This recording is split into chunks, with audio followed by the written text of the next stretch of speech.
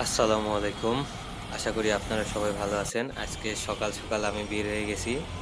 এখন আমি মিরপুর ১০ নাম্বারে আছি। মিরপুর ১০ থেকে আমরা গাবতলীতে যাব। এরপরে আমি বের হয়ে গেছি মানিকগঞ্জের উদ্দেশ্যে।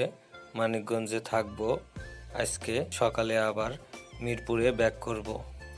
তবে আমরা এই যে এসে গেছি গাবতলীতে। এখানে সেলফি কাউন্টার থেকে সেলফি বাসের টিকিট কেটে নিয়েছি। এখানে জনপ্রতি আমাদের খরচ হয়েছে ১৩০ টাকা করে।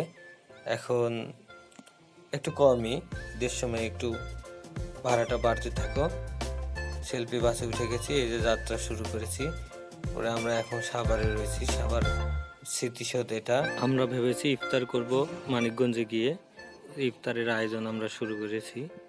এখানে আমরা যতটুকু পারছি, আমাদের মেইন দায়িত্ব ছিল হাফিজ ভাই।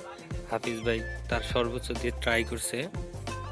ইফতারে তেমন কিছুই ছিল না এখানে, এবং ছোলা মুড়ি।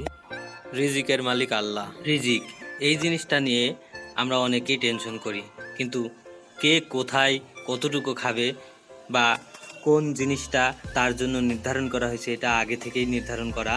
আমরা আমাদের সাধ্যমতো চেষ্টা করেছি এখানে ইফতার করার জন্য। ইফতার মাশাআল্লাহ অনেক সুন্দর হয়েছে। ছোলা মুড়ি থাকলেও এটা অনেক স্বাদের ছিল। রমজান মাস, এইরকম মুহূর্ত আর পাবো কিনা জানি না, তারপরেও আলহামদুলিল্লাহ। এমন ভিন্ন ধর্মীয় আয়োজনের জন্য আমাদের হাফিজ ভাইকে অসংখ্য ধন্যবাদ।